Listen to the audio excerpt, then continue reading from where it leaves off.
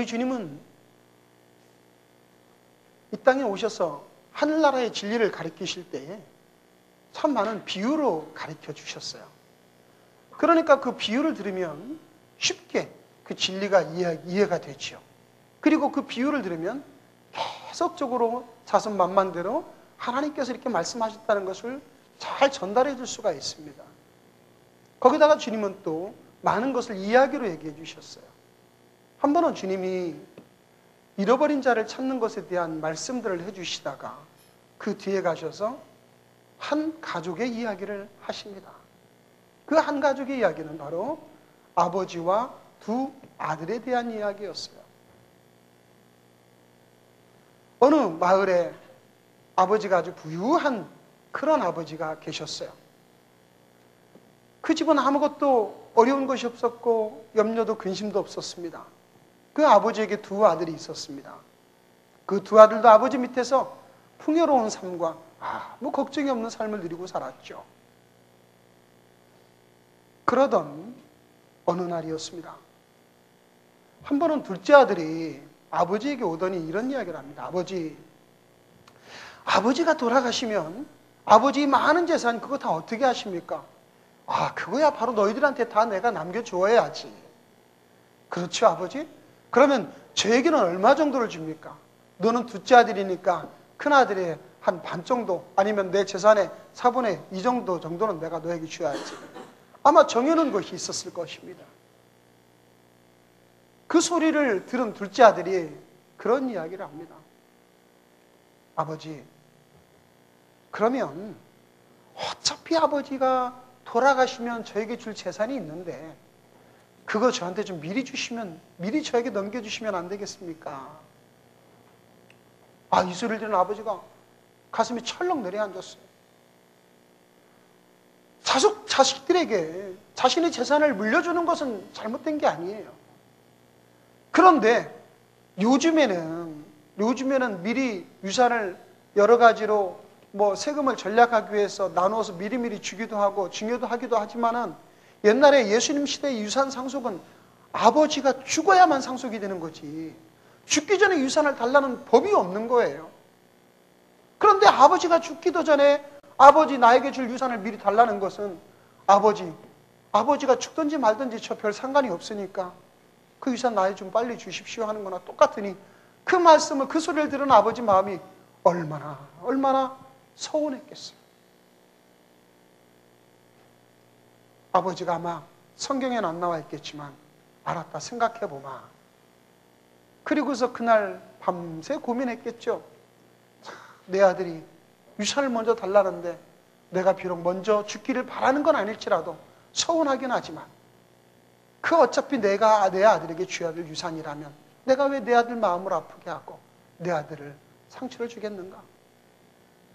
그래, 주자. 내가 세상 사람들의 손가락질 당하면 어떻고 세상 사람들이 나를 참 그 잘못된 아들 뒀다고 뭐라 하면 어떻겠는가?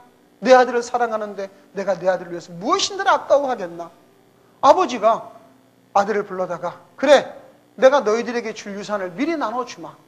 그래서 재산을 각각 나누어줬다 그랬습니다. 아마 이번 기회에 큰아들에게도 큰아들 몫을 딱 떼어서 큰아들 이름으로 넘겨주고 작은아들에게도 작은아들 이름으로 넘겨줬겠죠. 그리고서 그 아들들이 그 재산을 잘 관리해 주길 바라고 있었습니다. 그런데 며칠이 지났는데 동네에 이상한 소문이 들리는 거예요. 아니, 우리 밭이, 우리 논이 점점 누가 다른 사람이 샀다는 소리를 들어요. 어떻게 된 건가 알아봤더니 둘째 아들이 자기 이름으로 자기 땅을 받자마자 하나씩 팔아치우기 시작하는 거예요. 이야, 그 소리를 들은 아버지가 얼마나 마음이 아팠겠어요. 그 정말 애지중지하고 정말 그 문전옥답 그 좋은 재산들을 둘째 아들의 이름을 넘겨주자마자 다 팔아치우기 시작하더란 말이죠. 아버지가 얼마나 가슴이 아팠겠습니까? 그래도 그 아버지는 이미 넘겨주었으니 가슴을 앓지만 가만히 지켜보고 있었습니다. 그런데 며칠이 지나지 않아서 그 재산을 다 팔아서 현금으로 모으더니 둘째 아들이 와서 하는 말이 아버지, 저 이제 제 자신 독립하고 싶습니다. 독립하고 싶습니다. 아니, 독립이라니 어디로 간단 말이냐? 저 이제는 아버지 밑을 떠나서 저 혼자 독립해서 먼 나라에 가서 제 뜻대로 제가 하고 싶은 일을 하고 좀 살겠습니다. 아버지 한번 또 가슴에 대못이 박아지는 순간입니다.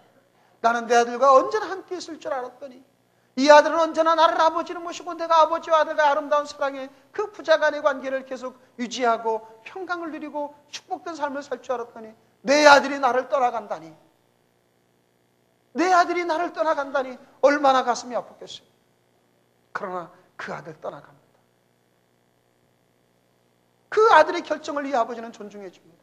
그래, 알았다. 가서 열심히 한번 살아봐라. 그리고 그 아들은 그 많은 재산을 팔아가지고 먼 나라로 갔다 그랬어요. 먼 나라. 가까운 나라도 아니에요. 아주 먼 나라로 가버렸어요. 왜? 더 이상 간섭이 없고 소식이 들지 못할 만한 정도로 먼 나라로 갔어요. 그곳에 가서 본인도 처음에는 돈 처음부터 쓰려고 그랬겠습니까? 뭔가 사업도 해보려고 그랬고 돈도 벌어보려고 했겠죠. 그러다가 되는 일도 잘 안 되겠지만 또 혼자 있다 보니까 평소에 자기가 하고 싶은 대로 해보는 거예요. 아버지 밑에서 하지 못했던 것. 아버지는 항상 그 아들을 꼭 움켜쥐고 이래서는 안 돼, 이렇게 살아야 돼, 바로 살아야 돼, 진리 가운데 서야 돼. 아버지는 항상 바른 가르침을 주었지만 작은 아들은 그 말이 너무나 힘들고 괴로운 적이 많았어요. 아버지 밑에서 훈련받고 아버지 밑에서 바르게 사는 것은 자기의 모든 욕망을 제어하고 내가 살고 싶은 대로 살지 못하게 만드는 힘든 세월이었어요. 야, 때는 있더라. 내가 하고 싶은 대로 좀 살아보자. 평소에는 가보지도 않았던 술집도 가기 시작하고, 평소에 쳐다보지도 않았던 술집의 여자들이 자기를 유혹하기 시작하고, 그런 세상이 있는지도 몰랐던 사람이 그런 세상에 발을 빠지고, 이제는 가지고 있는 돈이, 야, 돈만 있으면 안 되는 거구나, 돈만 있으면 이렇게 좋은 세상이구나, 돈만 있으면 이런 쾌락이 있구나. 이제까지 절제했던 쾌락이, 이제까지 자기 욕망을 묶어놓았던 욕망이 한순간에 터져나와서 그 아들이 그곳에서 자기 멋대로 하고 살았어요. 아버지 밑에서는 자기 멋대로 하지 못했지만 자기 멋대로 하고 살았어요. 그랬더니 오늘 본문에 보면 뭐라고 하느냐면, 그가 먼 나라에 가 거기서 허랑방탕하여 그 재산을 낭비하더라 그랬습니다. 허랑방탕. 여러분, 허랑방탕이라는 말 무슨 뜻인지 아시겠지만은 제가 사전을 찾아보니까 언행이 허황하고 착실하지 못하며 주색에 빠져 행실이 추저분하다 이렇게 써 있습니다. 그러니까 자기가 하고 싶은 대로 허랑방탕했어요. 그 돈 가지고 아버지 밑에서는 해보지도 못했던 자기 욕망대로 내가 살고 싶은 대로 살아봤어요. 자, 그랬더니 좋은 일이 있었을까요? 자기 하고 싶은 대로 하고 살으니까 어떤 결과가 났느냐? 마침 이제는 하던 일도 안 되고 돈 투자한 것도 다 날라먹고 돈 갖다가 자꾸 써가지고 이제 남아있는 것도 없고 이제는 돈이 떨어져서 일이라고 해보려고 했더니 막상 그때 그곳에 큰 흉년이 들은 거예요. 흉년이 들어가지고 어디 가서 일할 데도 없어요. 일을 못하니까 밥 먹을 것도 없어요. 찾다 어디서 돼지 키우는 사람 구한다고 해서 가봤더니 제대로 밥도 안 주고 돼지는 열심히 키우라가는데 배는 쫄쫄 굴는데 사람 먹을 밥을 안 줘요. 너무나 배가 고파서 돼지 먹으라고 쥐업 열매 콩 종류인데 그거 삶아서 돼지들 주는데 그거 몇 개 주워 먹다가 돼지 먹는 음식 주워 먹다가 주인한테 걸려가지고 주인한테 호되게 맞았어요. 네가 왜 돼지 먹는 걸 먹느냐? 돼지한테 줘야지, 너 먹을 것 없다. 얼마나 서러운지 그날 밤에 하늘의 별을 쳐다보고 울었겠죠. 나는 우리 집에서는 그렇게 작은 도련님 소리 듣고 풍족하게 살았고 아무것도 부족한 것이 없이 살았는데 이곳에 와서 세상에 쳐다보지도 않던 돼지를 보고 그것을 돼지를 키우는 사람이 되고 심지어는 돼지가 먹는 음식조차도 먹지 못하는 비참한 신세가 됐습니다. 내가 왜 이렇게 되었을까? 여러분, 왜 이렇게 되었을까요? 아버지 품을 떠났기 때문에. 아버지 품에 있을 때는, 아버지 밑에 있을 때는 비록 하지 못할 일이 있고 절제하고 경건하게 살아야 되고 아버지 밑에 있을 때는 내가 아버지 뜻대로 살아야 되기 때문에 불편했지만 나에게서 절망과 나에게서 멸망과 나에게서 죄악은 없었단 말이죠. 그런데 내 마음대로 하고 싶은 대로 내가 즐기고 싶은 대로 살았더니 아버지 품을 떠나 살았더니 이제는 절망과 멸망과 시옥만 남아있더라 이 말입니다. 하염없이 눈물을 흘리던 둘째 아들이 한 가지 큰 결심을 하게 됩니다. 내가 이렇게 굶어 죽으나 여기서 죽으나 아버지 앞에 가서 맞아 죽든지 아니면 아버지가 나를 내치든지 내가 아버지 앞에 가야 되겠다. 가서 나를 아들로서는 못 받아주겠지만 어떻게 아들로 받아달라고 염치가 있겠어요. 아들은 못 받아줘도 아버지 집에 종이 하나라도 나를 받아주셔서 그곳에서라도 먹고 살기라도 해야 되겠다. 얼마나 배고팠으면 종으로라도 먹고 살게 해달라고 할까요? 이 아들이 다음날 아침에 길을 떠납니다. 올 때는, 먼 나라에 올 때는 돈을 잔뜩 가져가지고 풍족히 먹고 배부르며 쉬면서 마음대로 여행하면서 즐거운 마음으로 왔지만 지금 아버지 집에 돌아가는 것은 아무것도 가진 것이 없죠. 거렁뱅이지요. 쫄쫄 배를 굶어가면서 몇 날 며칠을 걸어서 그 집으로 갑니다. 마을의 입구에 들어섰습니다. 멀리 우리 아버지 집이 보입니다. 우리 아버지 집은 저렇게 지금도 편안하고, 내가 어떻게 우리 아버지를 만날까 마음에 근심도 많고 여러 가지 많은 생각이 있는데 갑자기 그 집에서 어떤 한 사람이 뛰어나오기 시작하는 거예요. 누가 이렇게 뛰어나오나 가만히 쳐다봤더니 아버지가 그렇게 자기에게 막 뛰어오는 거예요. 이거 큰일 났구나. 이제 아버지 앞에 걸리면 나는 마저 죽는 거 아닌가? 아버지 나를 쫓아내는 거 아닌가? 동네도 들어오지 못하게 하려고 아닌가? 마음이 두근반 세근반 하면서 조마조마하는데 도망가야 되나 어떻게 해야 되나? 아버지가 벌써 왔어. 아버지 앞에 와서 아버지 저를 용서니 뭐니 말하게 되냐. 아버지가 그 아들을 끌어안고 내 아들아 이제 돌아오구나. 아무 소리 하지 마. 가자. 그 아들을 끌어안고 입을 맞추고 아버지 집으로 들어가는 거예요. 그러면서 야, 둘째 아들이 돌아왔다. 빨리 목욕시키고 좋은 옷을 갈아입히고 그리고 손에 가락지를 끼우고 이 발에 신을 신겨라. 그리고 최고로 살찐 송아지를 잡으라. 우리가 잔치를 벌이자. 내 아들이 죽었다가 다시 돌아왔노라. 이 아들이 아버지 앞에 아버지 나 아들로서 돌아갈 염치가 없습니다. 아버지 나를 종이 하나로 봐주세요. 이 말할 겨를이 없어요. 왜? 그 말할 필요가 없어요. 이미 아버지가 이 아들을 자기 아들로 다시 받아들여요. 가락지를 끼운다는 것은 주인만 가락지를 끼우는 거예요. 주인의 권리를 가졌다는 거예요. 신발을 신었다는 건 더 이상 종이 아니라는 거예요. 그리고 내 아들이 죽었다가 다시 살아왔다고 돌아온 놀라운 잔치를 벌여주는 이 아들은 어안이 벙벙해서 말을 하지 못하면서 그 가슴에 얼마나 놀라운 감정이 솟아올랐을까요? 아버지에게 불순하고 아버지가 싫어서 멀리 떠나버렸고 아버지 재산을 다 갖다 창기가 말아먹은 이 못되고 방탕한 아들을 아버지는 책망 한 번 하지 않고 나를 받아주셨다. 사랑하는 성도 여러분, 저와 여러분의 삶은 끊임없는 세상적인 욕망과 세상적인 것들이 우리를 지배하기도 하고 내 속에서 끊임없이 싸우지만은 그러나 어떤 경우에도 여러분이 그 모든 싸움에 치더라도 아니면 세상적인 유혹이 나를 앞섰더라도 세상적인 모든 것들이 하나님 섬기는보다 더 사랑했더라도 여러분 그것 때문에 주님 앞에 나가기를 우리가 머뭇거려서는 안 됩니다. 우리는 힘이 부족하고 연약할지라도 하나님 보시기에 아름다운 것이 없을지라도 우리는 주님에게 돌아가야만 합니다. 그러시면 주님은 우리를 반드시 회복시켜 주시고 주님의 큰 사랑으로 품어주실 줄로 믿습니다. 여기서 끝나면 해피엔딩인데요. 주님이 또 다른 말씀을 하십니다. 마침 그때 밭에 나가서 종들을 데리고 가서 밭일을 하시던 큰 아드님이 집으로 돌아오려다가 동네가 시끌시끌하고 막 잔치 소리가 꽹가리 소리가 나고 피리 소리가 나는 소리를 들었어요. 그 옆에 있는 종한테 야 무슨 일인지 가서 좀 알아봐라. 우리 집에 무슨 일이 벌어졌나 보다.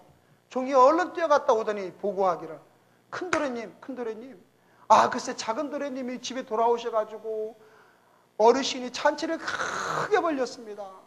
뭐? 내 동생이 돌아왔다고? 그 소리를 듣는 순간 큰아들이 기분이 확 잡쳐버렸어요. 그 못된 놈이 왜 돌아와? 그래가지고 기분이 나빠가지고 안 가는데 집에 안 들어가고 집으로 얼른 들어가서 둘째 아들 왔다고 해서 감싸줘야 되는데 집에 안 들어가요. 그 소리를 들은 아버지가 큰아들한테 막 또 버선발로 뛰어왔어요. 야 큰아들아 너 왜 여기 있어 이러고 있니? 네 동생이 돌아왔는데 우리 같이 가 잔치하고 즐거워해야지.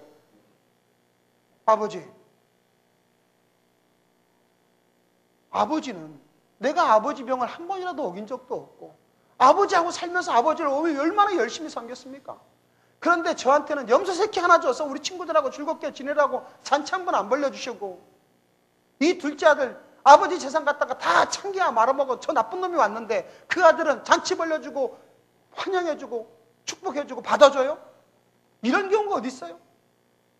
큰아들이 화가 잔뜩 나서 아버지를 밀쳐내는 거예요. 그 소리를 들은 아버지가 큰아들을 위로하기 위해서 큰아들 마음을 달래주기 위해서 얘야, 너는 항상 나와 같이 있었고 내 것은 다 네 거 아니냐? 내가 너한테 뭔 잔치 안 해줬다 그게 서운했니? 야, 네 아들, 네 동생이, 우리 아들, 네 동생이 돌아왔지 않냐? 세상에 이보다 더 즐거운 것이 어딨냐? 우리가 이의 동생은 죽었다가 살아났고 내가 잃었다가 얻었으니 우리가 즐거워하는 것이 마땅한 것 아니겠느냐? 그리고 성경은, 우리 주님은 더 이상 이 큰아들이 어떤 행동을 했다고 얘기하지 않습니다. 여러분, 이 큰아들이 어땠을까요? 집으로 들어갔을까요? 사랑하는 성도 여러분,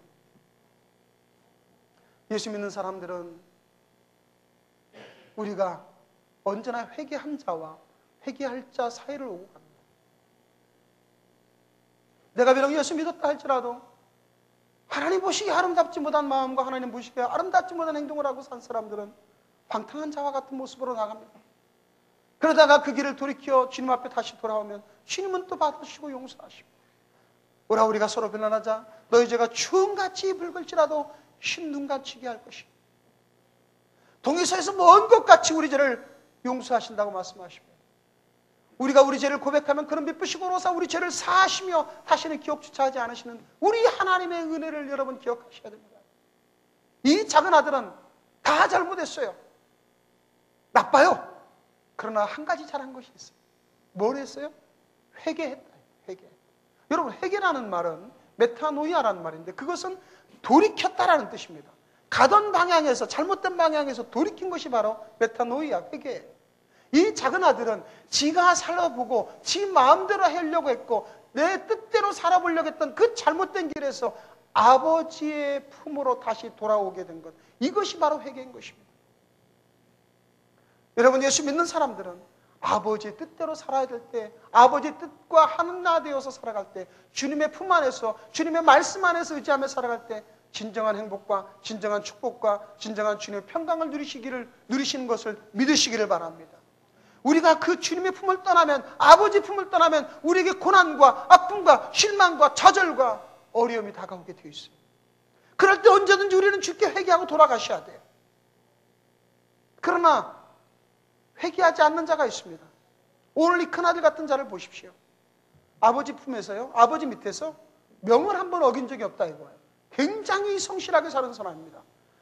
아버지 보시기에 참으로 믿음직한 아들이었습니다. 마치 오늘날로 말하면 교회에서 열심히 봉사하고 열심히 직분 감당하고 열심히 기도도 하고 성결하고 거룩하고 의롭게 살았던 사람. 우리가 한 가지 조심해야 될 것이 있습니다. 그러한 자들이 자칫하면 영적 교만에 빠질 수가 있다는 것. 영적 교만. 이 큰아들이 하는 말을 보십시오. 내가 아버지를 섬겨 명을 어기며 내게는 염소 새끼라도 하나 줘서 잔치를 벌인 적도 없게 하셨는데 어떻게 이 둘째 아들, 죄인인 내 아들을 돌아왔는데 그를 환영해 줄 수 있나요? 여러분, 우리가 상식적으로 생각한다면 이 큰아들은 동생이 돌아온 걸 기뻐해 줘야 되지요. 그런데 기뻐하지 않아요. 왜 그럴까요? 성경에 나와 있지 않지만 이 큰아들의 마음속에 뭐가 있어요? 아까 보니까 아버지 재산을 각각 나누어 주었어요. 그러면 둘째 아들 받은 재산 다 방탕하면서 써버려 들어온 이 둘째 아들은 이제 앞으로 어떤 재산을 가지고 살아야 될까요? 큰아들이 가지고 있는 재산. 자기 재산이 또 날아간다 이 말이에요. 이 큰아들 마음속에는 그 계산이 앞서니까 제가 볼 때는 성경에 나와 있지 않지만 큰아들 마음속에는 참, 저놈 돌아왔으니 또 내 재산을 또 반으로 나눠 먹어야 되는데 난 저놈 돌아온 거 싫어. 내 재산 날아가는 거 싫어. 나는 그 마음이 이 속에 얼마나 많이 있는가 생각해 봤어요. 왜 자기 동생이 돌아왔는데 싫을까요? 자기 동생이 죄악을 저질러서 싫었을까요? 그 마음속에 탐욕이 있어서 싫은 거예요. 여러분, 교회 안에 있어서 우리가 주님을 믿기 때문에 내 마음에는 탐욕이 없고 내 마음에는 항상 긍정만 있고 내 마음에는 항상 주님 보시기에 아름다운 것만 있을까요? 그러면서 우리는 회개할 것이 없다고 하나님 앞에 떳떳하게 얼굴을 들고 나갈 수 있을까요? 사랑하는 성도 여러분, 저와 여러분의 삶에 우리는 큰아들과 둘째 아들이 내 속에는 항상 자리 잡고 있다는 걸 아셔야 됩니다. 둘째 아들만, 방탕한 자들만 있나요? 아닙니다. 우리 속에는 이 두 아들이 언제나 자리 잡아요. 내 속에는 하나님 품을 떠나서 내 마음대로 내 뜻대로 하고 싶은 그러한 욕망과 세상적인 그러한 미련들이 얼마나 많이 남아있는지 몰라요.